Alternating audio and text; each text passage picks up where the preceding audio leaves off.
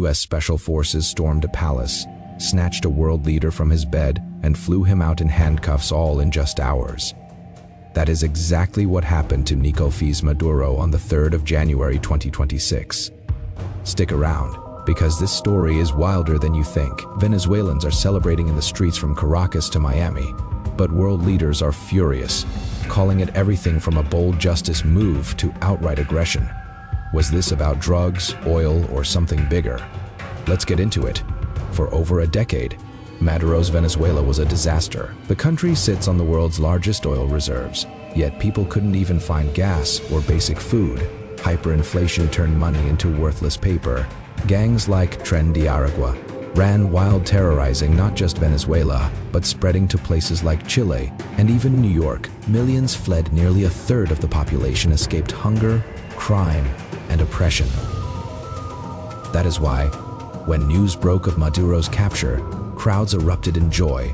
Exiles in Florida danced with flags, chanting, "He is gone." It wasn't just politics, it was relief after years of survival. But how did it happen so fast?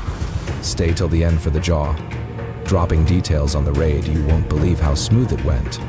Early the 3rd of January, explosions lit up Caracas.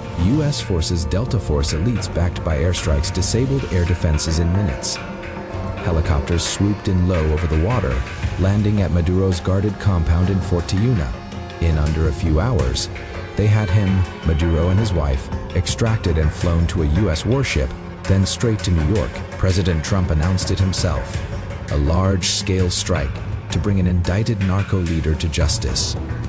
Maduro faces serious charges: narco-terrorism, drug trafficking, even ties to gangs labeled terrorists. No shots fired from his side. Reports say defenses went silent, maybe tech shutdown or insiders flipping. Either way, it was over before most knew it started. Crazy, right? Comment below, coup or justice? This wasn't just about Venezuela, Russia, and China. Maduro's big backers condemned it hard but stayed quiet on action. Why? The US now eyes Venezuela's massive oil, potentially flooding the market and hurting Russia's economy. China's investments suddenly at risk. Europe is worried about precedents. If the US can do this, what about alliances like NATO and Taiwan or Ukraine? Some say it sends a message. America's back as the top power closer to home. Trump says the US will run things temporarily for a smooth transition, focusing on security, oil flow, and stability. Venezuelans hope for real change, but questions linger. Who is next in line?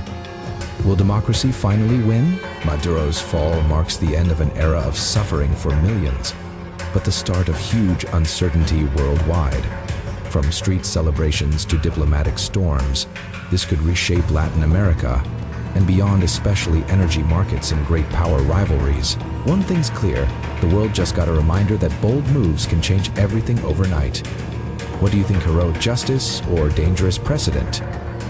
Drop your thoughts in the comments, like if this blew your mind, and subscribe for more deep dives into breaking global stories.